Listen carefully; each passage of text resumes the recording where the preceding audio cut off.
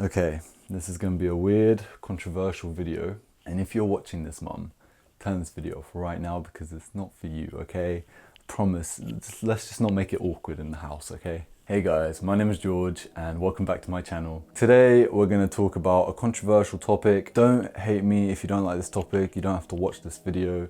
I'm just going to be talking about my own experiences, and the only reason I'm making it in the first place is because you guys requested it highly. I'm pretty sure it's my #1 requested video. So yeah, I'm going to talk about it. Let's talk about Nofap. Also, excuse the messy hair, I just got back from the gym, did leg day, it was freaking... Also, excuse the hair, I just got back from the gym and I did leg day, and I freaking hate leg day. But anyways, let's get into the video. So what the heck is Nofap? Well, it's pretty obvious. You probably already know it if you click this video, but it's basically a movement of people, guys specifically, to stop masturbating. And it sounds pretty weird if you think about it, and it's a really awkward one to talk about, but yeah, that's as simple as it gets.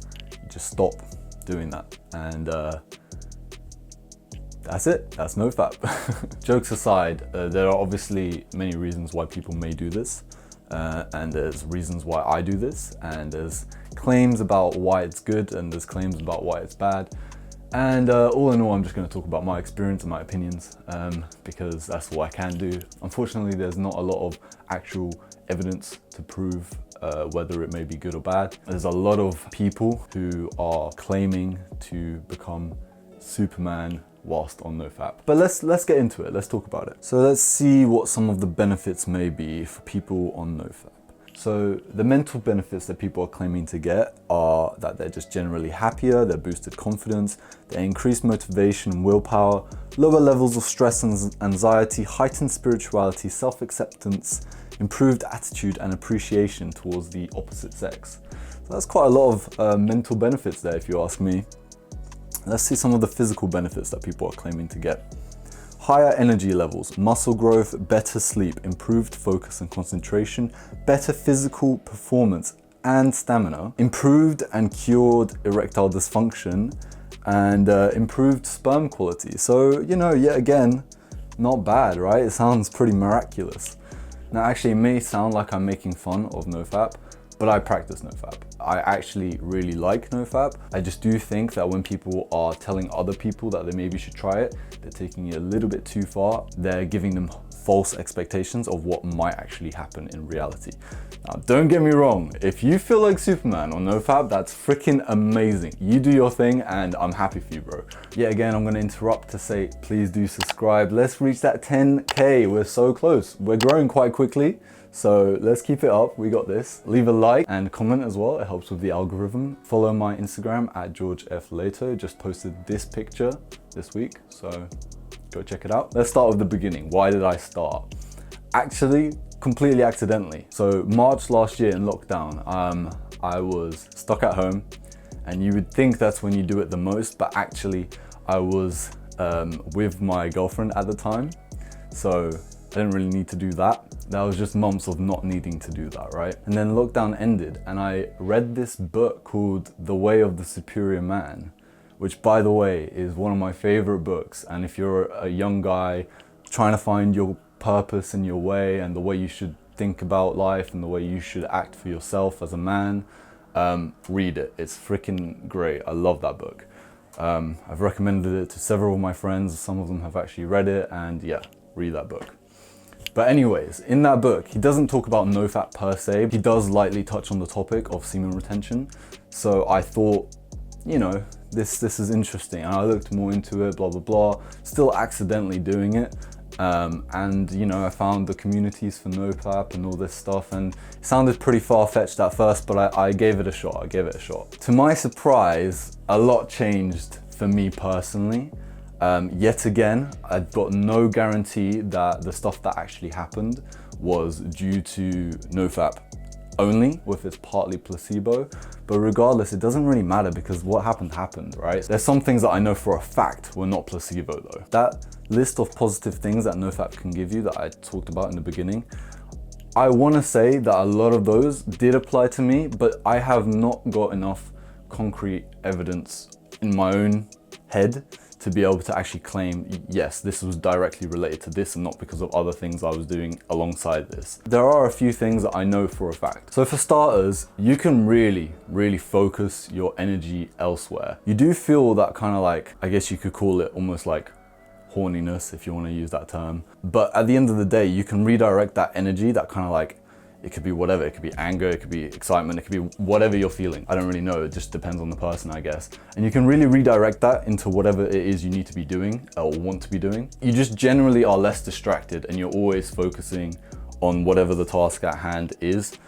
At least for me, I found that to be the case. The other thing is, I was really starting to feel more in tune with my body. I kind of like learnt some things about myself mentally and also physically that I didn't really pick up on beforehand, and it's because it's so much more hyper-focused in that area. I don't know how to describe it really, but you just feel more in touch with yourself and your body. It's really weird, like you can kind of tell what exactly is going on better. It yet again comes back to that principle of instant versus long haul gratification, and how you never truly feel like accomplished with the instant gratification. It's pretty great in the moment, but you wake up the day after and you don't necessarily feel that much better, right? Overall, I did feel more driven and more motivated, and like waking up in the mornings just felt better. Doing things that I don't usually enjoy just felt easier. But it didn't come without some downsides. Even though you are more focused and more driven towards what you need to be doing, that doesn't stop your hormones playing up. And that also means in moments you can be distracted because you feel a certain way. And that distraction is there quite constantly. It doesn't necessarily need to be a bad thing. You can be distracted but also doing something at the same time, using that energy to do something. But you do think about it. It's in your head, and it's just like you do feel like you've got an urge to do something, which I guess is natural, right? Another big downside I felt, which was the most surreal thing, I didn't really know it was a thing until I looked it up. About a month into doing it hard mode, if you guys do it, you probably know what that means.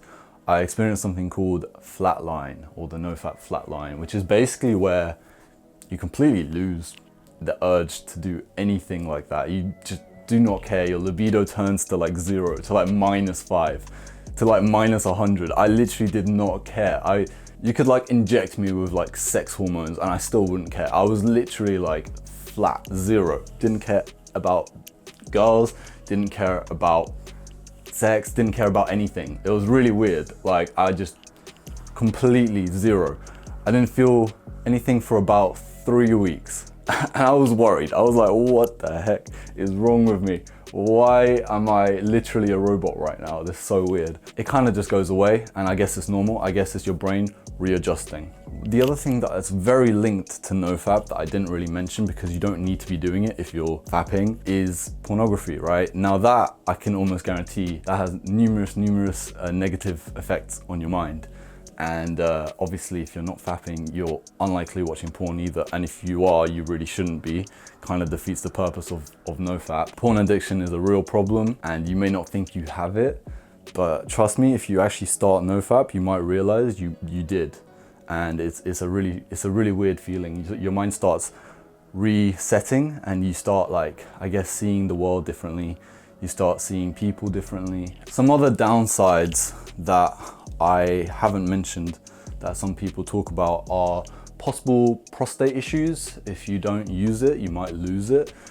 At the same time, that I think applies more to people who are not so sexually active with anyone. I would say maybe consider tactically releasing every 90 days if you are in that position, because I feel like it is somewhat important eventually to just release.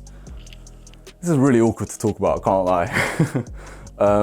But a lot of people are gonna hate on me for saying that, because it's like you might relapse and all that. Yeah, I know, but that's just my opinion. The challenge for Nofap is doing it for 90 days anyways. That's where you're supposed to have reset your brain and fixed all the problems.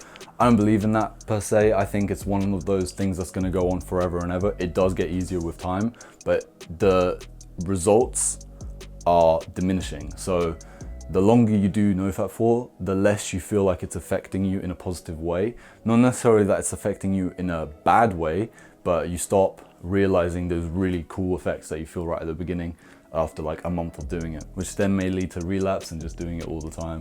I don't know. It's a balancing act, I think. Some of the other downsides might be guilt. If you do relapse, guilt, you might be in your head a lot. You might feel really guilty about doing it. If I was you, I wouldn't, because firstly, it's not that big of a deal if you put it into the bigger picture. Just hop back on that horse and try again, you know what I mean? The other thing is, at the beginning, for some people, when they're adjusting again, they might experience wet dreams, which is a bit awkward, especially if you live with your parents and they do your washing, which they shouldn't be, because that's a bit gross. But